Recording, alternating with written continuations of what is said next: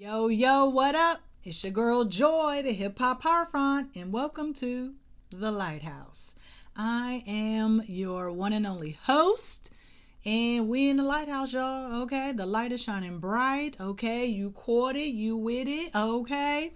First off, I do want to apologize for the timing of this episode. We are late. Okay, I had the episode recorded, everything was good. When I went to do the edits and the playback, nothing but static. It was like how it used to be when you could hear your phone buzzing before somebody called you. Like it was that deep. I couldn't save none of the clips. Like the static was like louder than my voice. Okay, I don't know what was happening. I mean, I think I do, but yeah, I'm making sure that issue was not happening. So here I am recording the episode again. Okay, but that's fine. You know, we got to make it do what it do. It is what it is. So this month or this week, I don't know how often these gonna be. Still, I don't know, but I gotta kind of schedule a little bit. Okay, I gotta schedule a little bit. Okay, but this week we will be discussing Run DMC's sophomore album, Kings of Rock, or King of Rock. My bad. Okay. Run DMC, the icons, the legends, straight out of Queens, okay?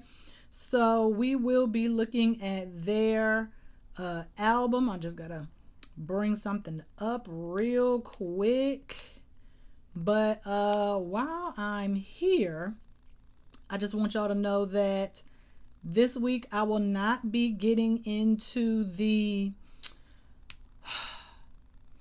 aspects, because I do understand that there are people watching the podcast that may not be as fluent in astrology as you or I. And so I want to kind of leave some of it out sometimes, okay? But because of that, we will be discussing the four major angles in a chart, okay? Natal chart, birth chart, event chart, okay, such as this. And so, yeah, we're going to talk about the ascending and descending. We're going to talk about the nadir and the midheaven on today, okay? But first, let's get into it. King of Rock by Run DMC was released on January 21st, 1985. So that means this year the album is turning the big 4-0 over the hill. Okay, and we know 4 is what? Stability.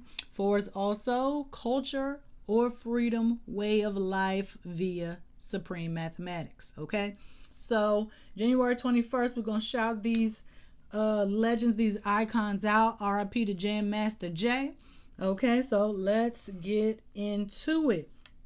So this album was recorded in 1984, okay? Back then you couldn't put out albums immediately like you can now due to the digital era. So it took them all of 1984 to record, okay? And this is their sophomore album. Their first debut album, self-titled Run DMC, came out in 84. So as soon as that came out, they are already working, okay, on this album. And it came out in 1985. The location, Manhattan, okay, created in the Green Street Recording Studio, okay, in New York City. Produced by Russell Simmons and Larry Smith. We know Russell Simmons is not making no beats. Shout out to Larry Smith for doing the album on his DMX drum machine back then. That's what it was, okay? DMX, if you don't know, was a drum machine, and if you had a DMX, you was getting down, okay? I only heard of the real solid producers having the DMX back in the day. Okay, so first I am bringing up the chart. Okay, y'all know I got my notes here, and I got the chart here on my iPad. We're not taking up no more space with the laptop no more. So you can see the same chart that I'm looking at. I'm looking at the exact same thing you are, and that's why I got it like this, so you know you don't need to miss my things, okay? So first, boom, we're going to talk about this rising sign, okay? This is the first of the 4 major angles in a chart, okay? So first, let me say this. Let me say this real loud and clear for the people in the front and the people in the back.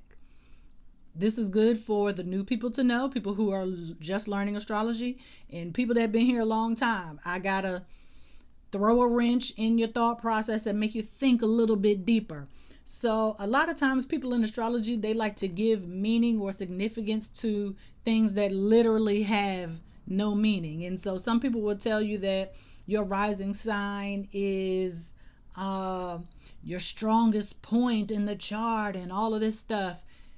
It literally just means this is the start of your first house. In any attributes that people give to the ascendant, okay, it's literally just all the same things that you would say about your first house. This is where when you were born,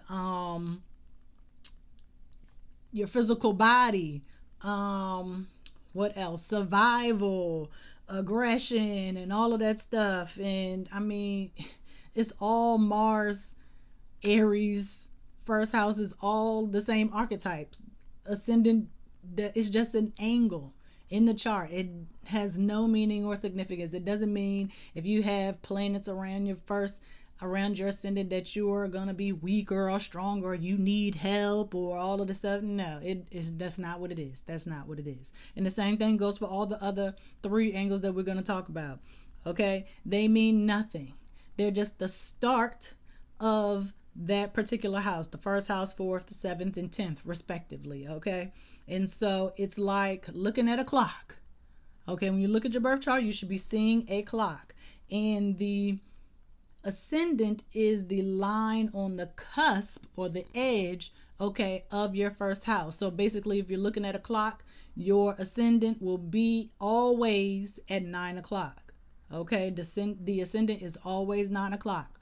The zodiac wheel is counterclockwise, okay, for my new folks. Okay, so this album has Aquarius, okay, on the ascendant.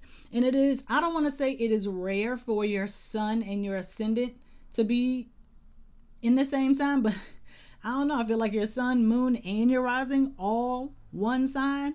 For that to happen, you would have to have been born like at sunrise, because that's what the ascendant is, where the sun was on the eastern horizon, because you know the sun sets in the east, sun rises in the east and sets in the west, allegedly. If you look from an astronomical, okay, astronomy perspective, that's not necessarily true. The sun doesn't always rise in the same location, but you know, astrology gonna do its thing.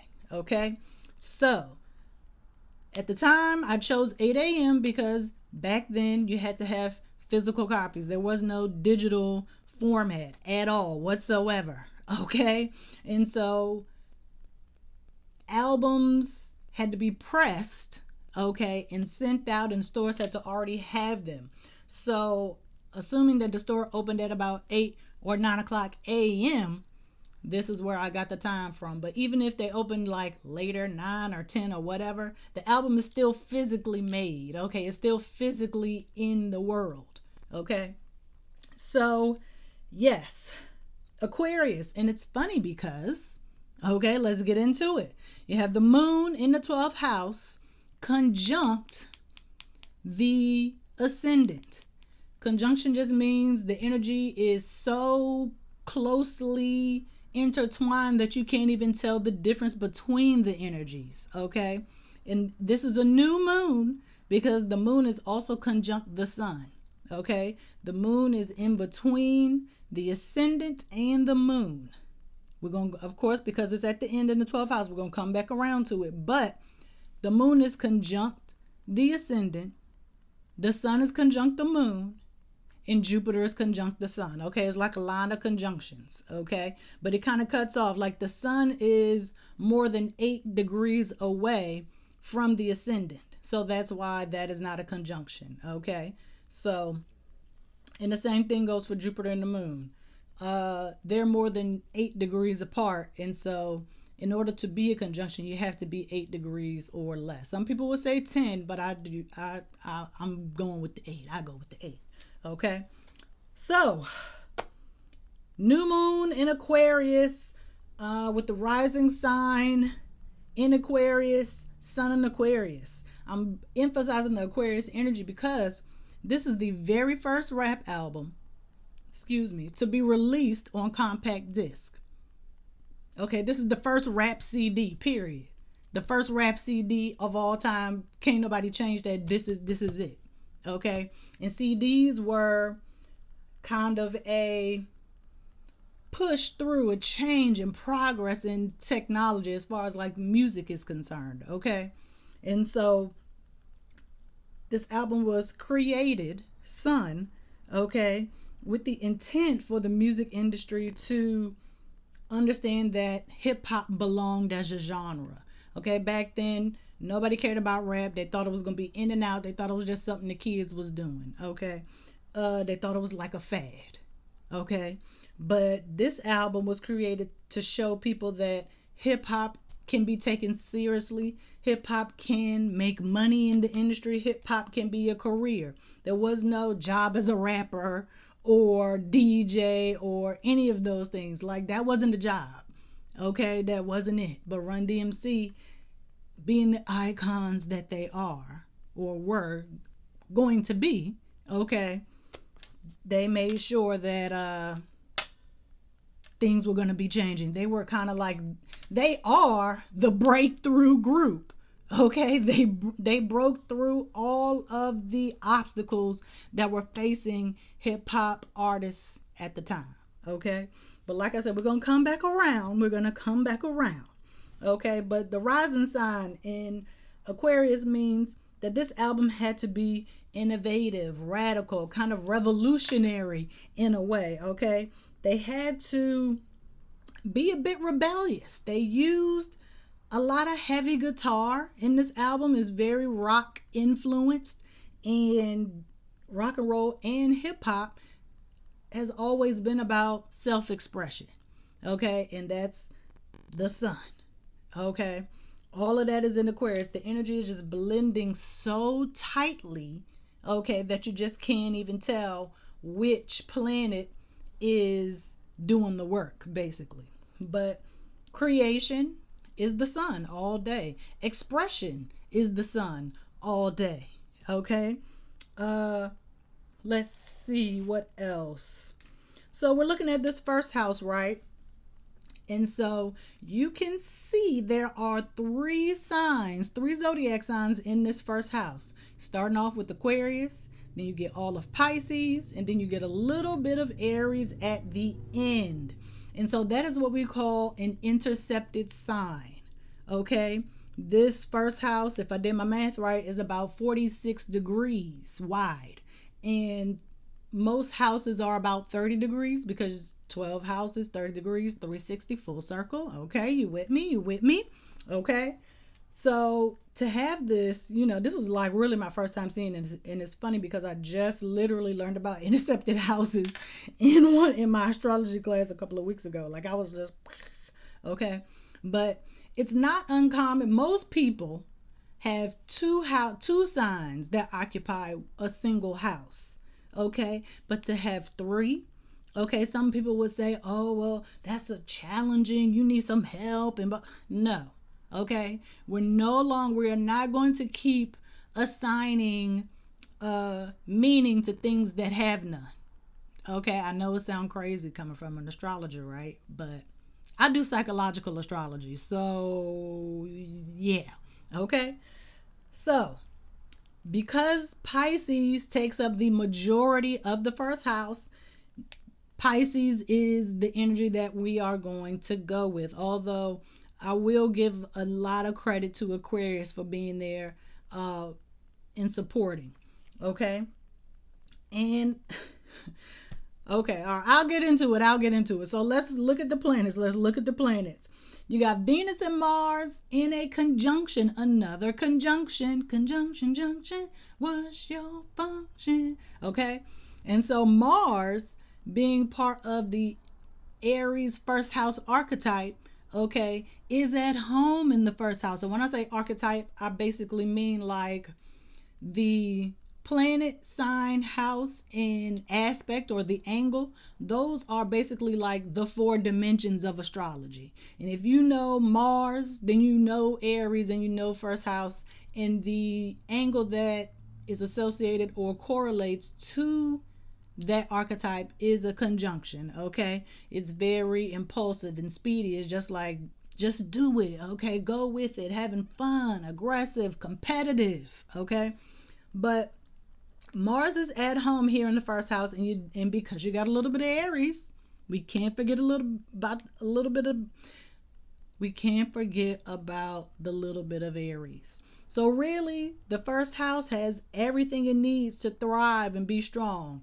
It has Mars, it has Aries, and there's a conjunction in there, all in the first house. Okay, so the rock influence, okay, is a kind of a Martian sound. Okay, it's aggressive, it's exciting. Okay, and some people felt like hip hop was too at the time, especially the way Run and DMC was rhyming.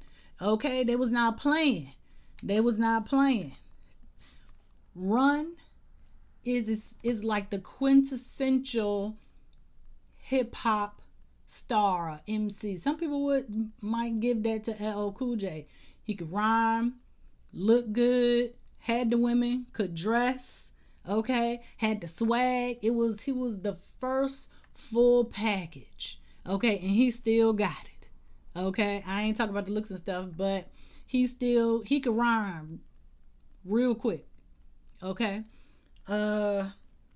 so having the rock influence makes the album more relatable. Okay, with their first album they went gold, which was great. Okay, but this album went platinum. Okay, a few months later or several months later. Okay, this album went platinum. I know some of y'all, I'm like, oh yeah, platinum, we talk about diamond. Won't they had to invent diamond? I think was invented for Outkast. Okay, but platinum back in the 80s, hip hop, a music genre that they didn't even qualify as being something authentic and real, doing numbers like this, trust me, it got everybody's attention.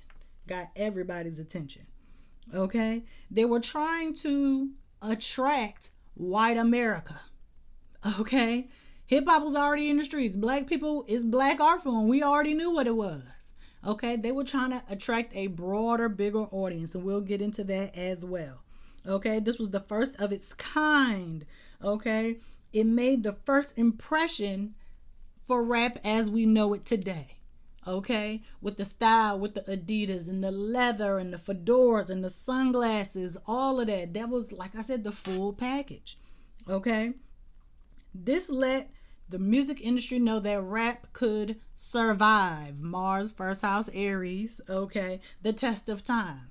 But where Pisces comes in, and when I was saying relatable and attracting and all of that, that was all Venus. Okay, as far as the Libra side of Venus is concerned, because Venus rules Taurus and Libra, but we're looking at the Libra side. Okay, so Pisces comes in with the energy.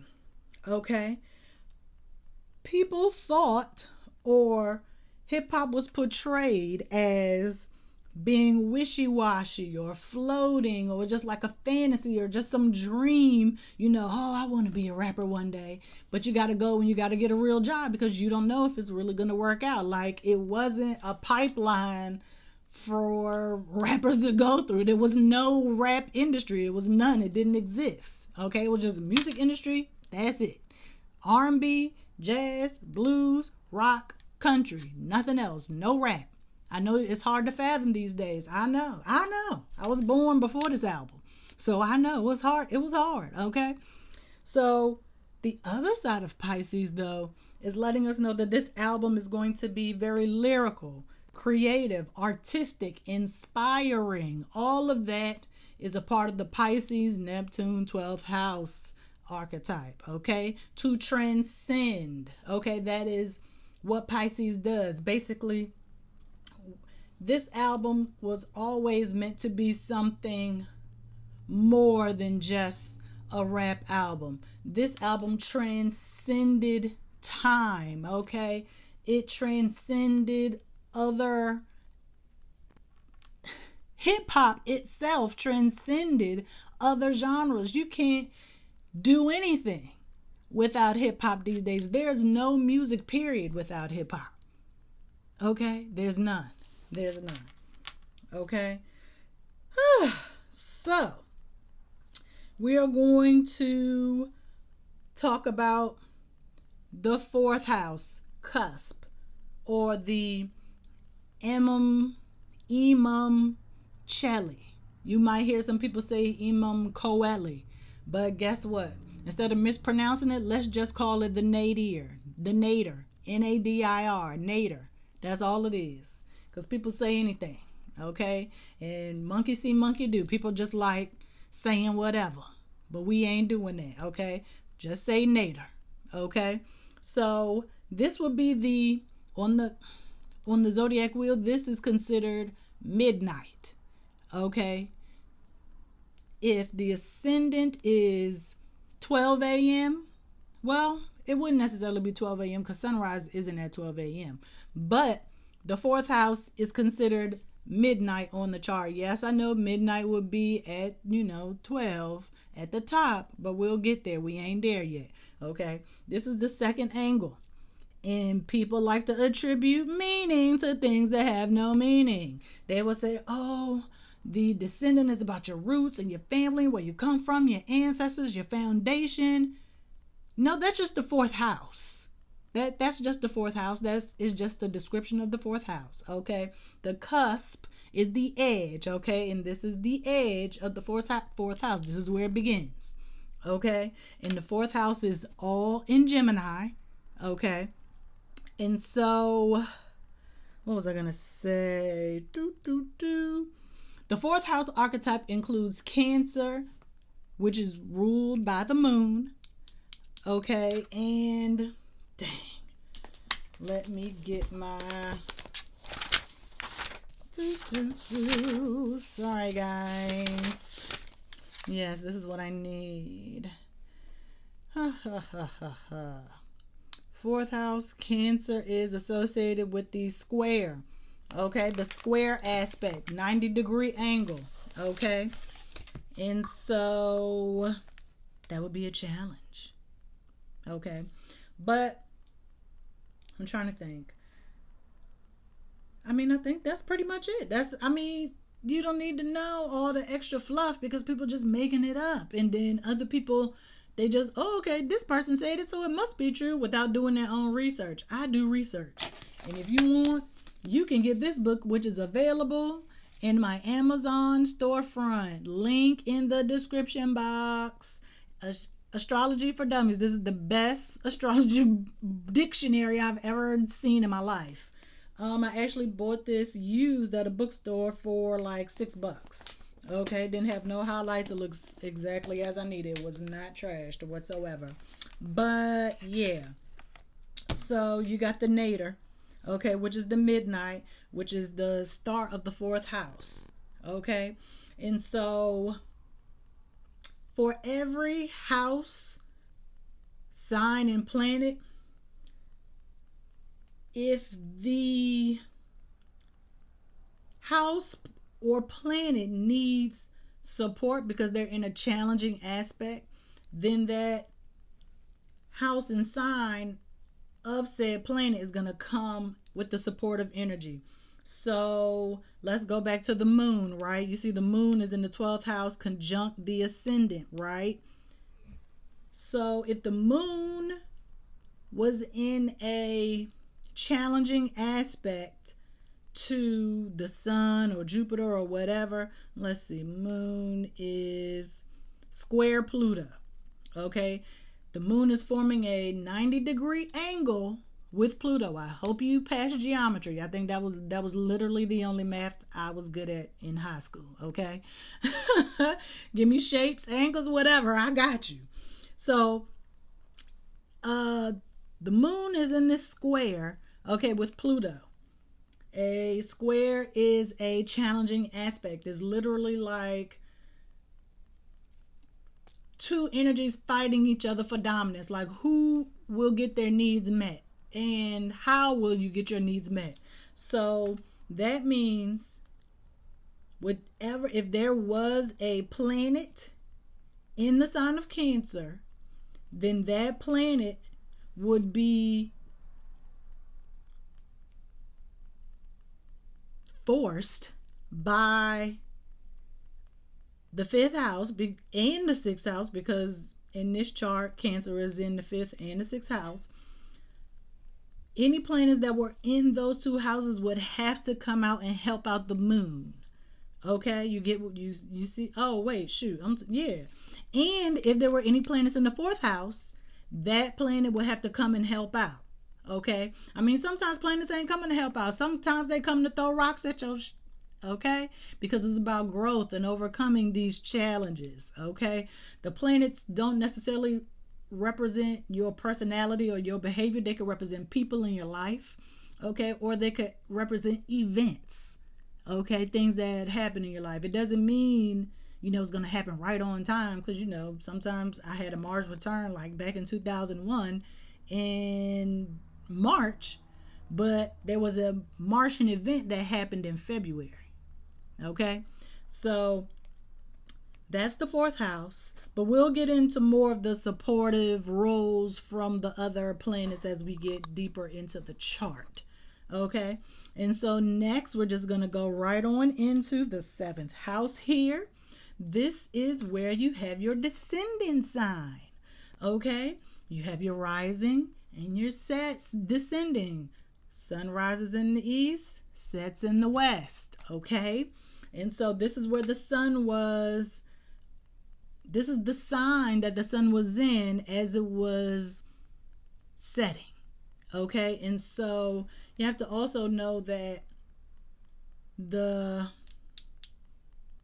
horizon, or the sun, is it the sun? It's not the sun. Every 2 hours, the horizon changes.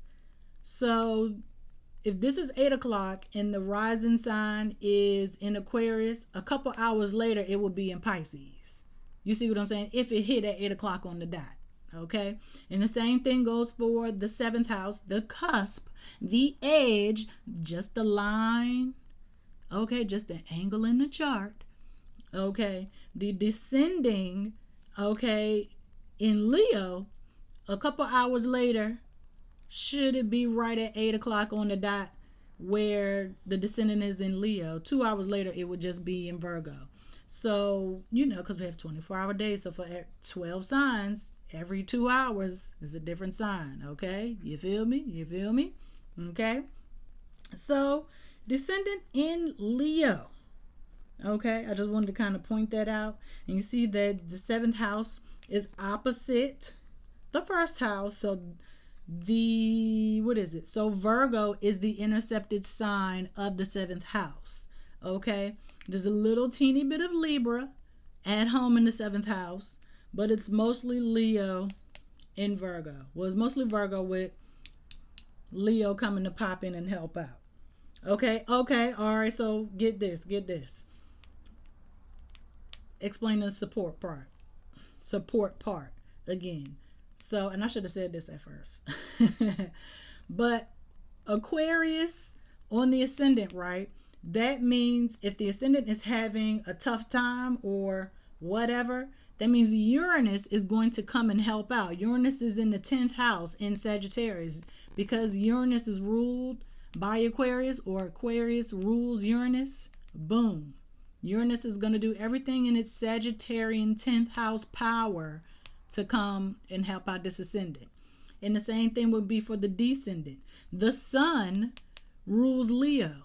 And so the descendant needed something. Leo and Aquarius in this 12th house is going to come in that capacity and support out whatever is needed in the 7th house. But because there's nothing there, you know, we're just out here functioning.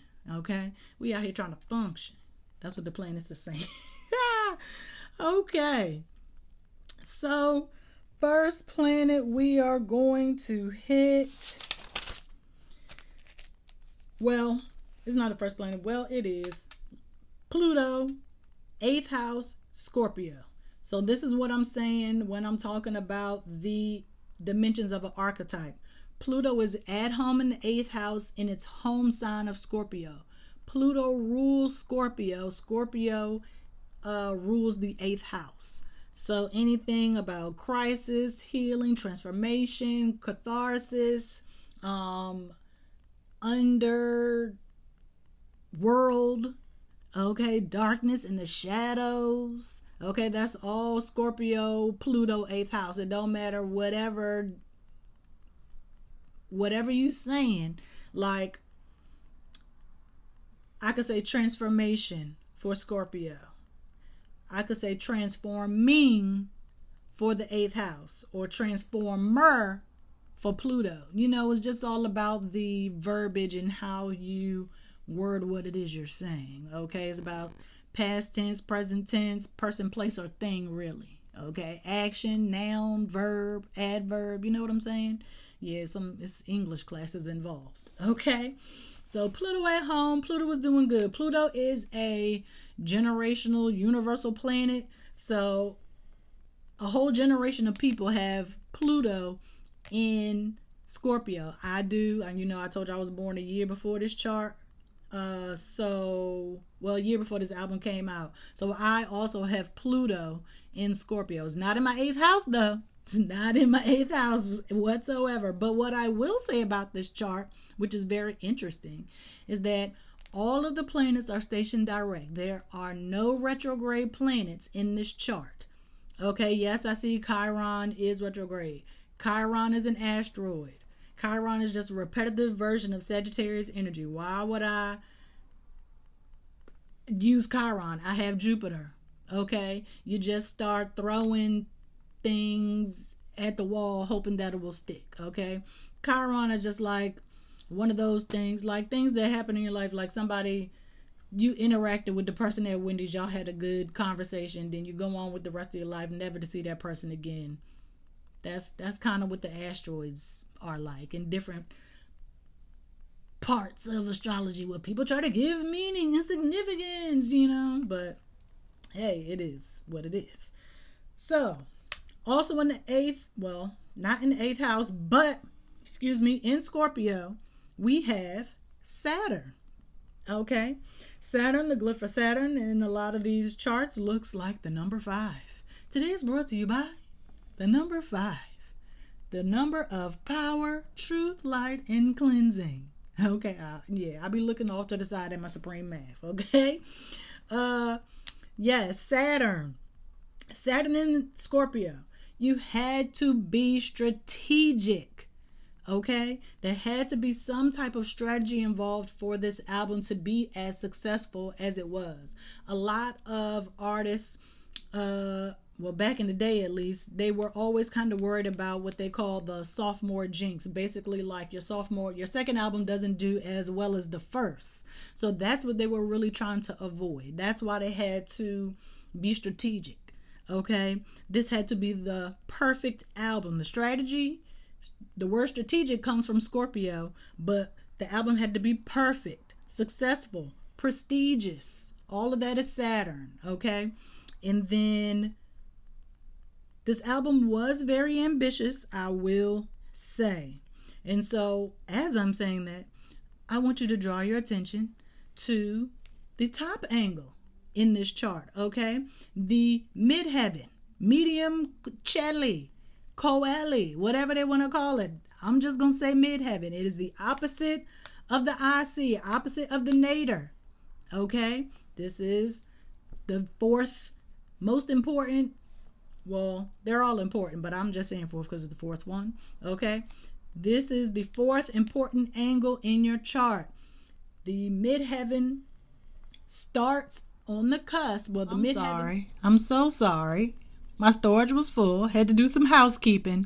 But I'm here. Okay, we're back. So let's get it all in before I maybe get cut off again. I don't know. All right, so we're still on Saturn in the 9th house, which is ruled by Sagittarius. So because Saturn is conjunct the midheaven, Saturn rules the 10th house. The midheaven is just the point, okay, or the angle indicating when the 10th house starts, okay, the cusp, the edge, okay. So basically Saturn is pretty much at home with the midheaven. That's why the midheaven is associated with being at your height of your career, or this is like the culminating moment of your life. Like this is what you've been waiting for, okay? So the midheaven, along with 10th house, Saturn, and Capricorn, okay, is all about your public image, your aspirations, your career. And that's what they were trying to do, okay? They were trying to solidify their spot of success in the music industry with this album, okay? And so, like I said, this is their sophomore album. And with the 10th house, or the MC, the midheaven, being in Sagittarius, this album had to travel, it had to expand, it had to be bigger than the first. That's what Sagittarius, Jupiter, 9th house is all about, okay? Foreign travel. This album was big in Japan and overseas and all of the different places, okay? And so that's why this album went platinum, because they were able to reach across the pond, as they say, to a different audience. So now we're in the 10th house. We're all the way in the 10th house. We're no longer talking about the midheaven. 10th house is all Sagittarius, okay? But it is Uranus, okay, ruler of Aquarius, which is in the 10th house, ruled by Saturn and Capricorn, which just happens to be in Sagittarius, ruled by Jupiter, 9th house, okay? Sagittarius, Jupiter. So that's why they had to take a genius approach. They had to be innovative when constructing this album or putting this work together, okay? Uranus and Sagittarius is indicating that the purpose, okay, Sagittarius, the purpose, the meaning, the significance, okay, of this album was to essentially buck the system, be rebellious in every way that you can. We're not going to just throw out a regular rap album. We're going to throw some rock and roll on there. We are going to kind of, I don't want to say they're pandering to other audiences, but we want to be more relatable, okay? This is a non-traditional career path that we are taking, okay? We're not doing anything normal, okay? We're doing everything out of the box, okay? So Uranus being in the 10th house, they are, I don't want to say they're opposites, but 10th house, Capricorn, Saturn is all about structure, order, doing things the way you're supposed to, okay? Uranus, Aquarius, 11th house is not. Okay, they're being rebellious. They're doing revolutionary things. They are changing. They're pushing the needle forward. Okay, and so this is their non-traditional career path. And then, boom, 11th house. We're going right from Uranus to the house that Uranus rules. Okay, 11th house, where we have Neptune starting us off. But 11th house is in Capricorn, okay? So it's kind of like, okay, so in order to avoid any more disruptions, I just changed the equipment. I mean, I thought we was doing good. I did everything I could. I just, forget it. I'm good on this device, okay? I'm good on this camera. So let's keep it going. Like I was saying, with Uranus in the 10th house, and then having Capricorn overseeing the 11th house in this chart, is like an exchange of energy. Saturn right there on the cusp of the 10th house at home. Then you got Capricorn in the 11th house, which is ruled by Uranus and Aquarius, but you got Uranus in the 10th house. Is like I said, like an exchange, okay? Like a flip-flop, okay? So we are in on Neptune. We're looking at Neptune in the 11th house, okay, starting us off. So Neptune and Capricorn, this album transcended the group, okay, took them to the upper echelon of hip-hop royalty icon. They are in the hip-hop Hall of Fame. They're in the Rock and Roll Hall of Fame. They are first ballot Hall of Famers if you want to get into sports, okay? And so 11th house, Aquarius, Uranus, that whole one archetype, okay? is associated with groups, people you come together with who have a like mind. You all have a similar, have the same cause. Okay, this is where you see co-workers, colleagues. Okay, yes, Run DMC, they were a group of friends, but it was really Run and DMC who were friends, and then Jay came in because I think they're DJ or something. Like he chose to work at the post office, and so they needed the DJ, and they got Jam Master Jay, R.I.P. Okay, I told you rap wasn't sustainable. It wasn't the career that it is now. Okay, and so friends, colleagues, okay, they were co-workers. Even though they were friends, okay, they were working together. They were colleagues, okay? And so this solidified them as icons of music. There was no sophomore jinx on the horizon for them, okay? This solidified them, okay? They transcended just the mere musician or artists, okay? They are, if hip hop had saints, Run DMC would be the saints of hip hop, okay? Neptune, Pisces, 12th house, that archetype, if you would describe it as a person or a character or career, they would be saints, prophets, okay? Saint, prophet, what is the word? A mystical, not a preacher, because that would be Jupiter. Jupiter is more religion, whereas Neptune is more spiritual, okay? Yeah, so they would be saints, prophets, saviors, the Messiah, okay? Making the sacrifices, because that's what Pisces is about, the sacrifice, giving yourself up for the greater good, even if it's to your detriment. Okay, so then along with Neptune in the 11th house, we have Mercury in Capricorn. And so that, to me, that Mercury represents, remember when I told you planets don't necessarily describe your personality or behavior, it could be people or events. I think in this chart, Mercury in Capricorn was the producer Larry Smith. Okay, shout out to Larry Smith. A lot of what this album became was his vision. Okay, he was in charge of the production. Okay, and he wanted to improve from the first album. It was all his sound. He was the architect, okay, of this project. And Mercury is all about language, okay, and that is how he was speaking through the music, okay. And so now we're going to get into this complicated, well, it's not really complicated, but this really, really interesting 12th house, okay, with these two conjunctions, okay, in new moon. And y'all know, well, I'll get to it when I get to it. All right, so Jupiter, ruler of Sagittarius and the 9th house, all part of that archetype. Sagittarius is a trine, a soft or easygoing aspect. Okay, that's 120 degrees. Okay, so for example, let me see, what is a trine? You have Venus in a trine with Saturn. So if you look at Venus down there in the 1st house and you look up there at Saturn in the 9th house, that is a 120 degree angle that those two planets are forming. So it's a 120, it's a trine. Triangle, 3 times.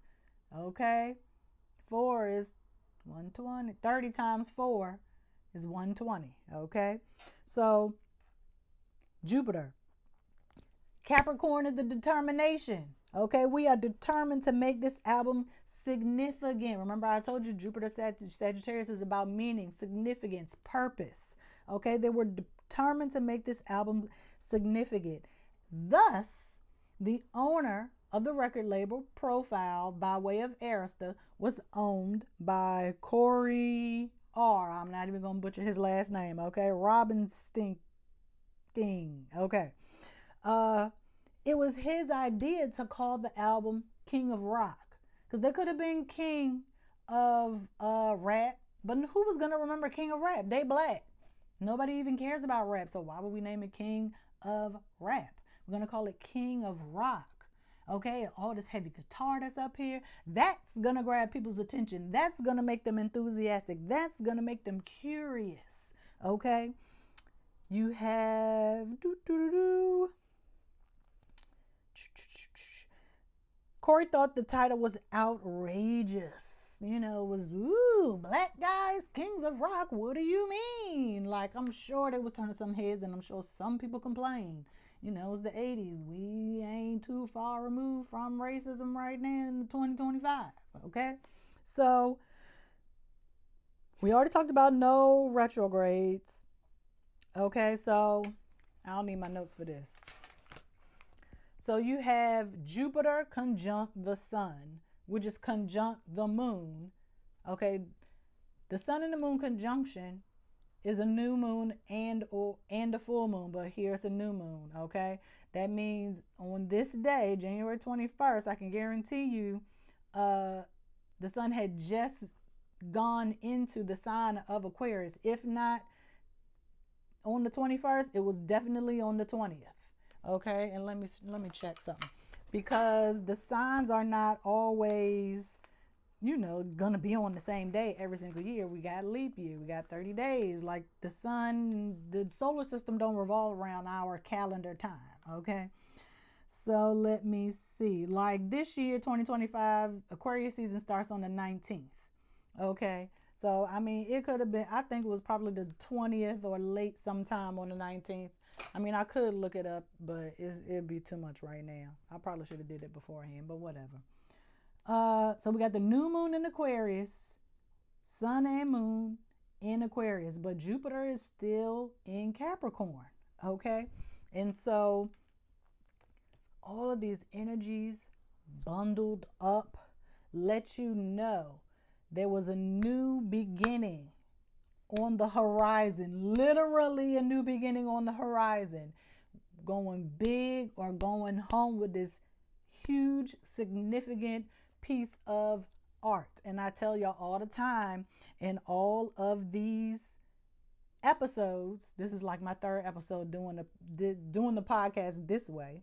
There's always Neptune 12th house Pisces energy, because we're talking about music. We're talking about hip hop. Okay. Neptune Pisces archetype rules music and poetry. Rap is nothing but poetry on top of music. And I'm not going to be remiss by not shouting out Gil Scott-Heron. Okay. Poetry over music. That's rap. That's what it is. They're rhyming words. It's poetry. The better poet you are, the better your music. Literally. If you can touch somebody's spirit, Neptune, if you can touch their soul, then you got something. Then you got something. Okay? And so I think we did good today. We learned about the ascending. We learned about the natal. We learned about the descending and the midheaven. These are the 4 angles in the chart. You have the ascending at 9 o'clock. You have the natal at 6. You have the descending at 3. And you have the midheaven at 12. Okay? Even though the natal is the midnight of the chart. You know that the ascending is the rising of the sun and the descending is the setting of the sun on the horizon, east, west. Okay? Those angles have no meaning. Any meaning that you see other astrologers derive as those angles, they're just describing the house in which those angles start. Ascendant starts the first house. Natal starts the 4th house. Descending starts the 7th house. Midheaven starts the 10th. If anybody says anything else, they're just describing the house, or they're describing the archetype to you. That's all they're doing. It doesn't mean that those angles mean, like the descending sign does not mean this is where you're weak and you're going to have trouble and fall into the pits of hell on earth. No, that's not what it means. That's just people trying to get clicks and views. I ain't trying to get clicks and views. I'm trying to teach. Okay? And I'm doing that through event astrology or election astrology to some. Okay? I love music, I love hip hop, and I love astrology. And I'm your girl, the Hip Hop Power Front. Signing out. See you next time. Peace.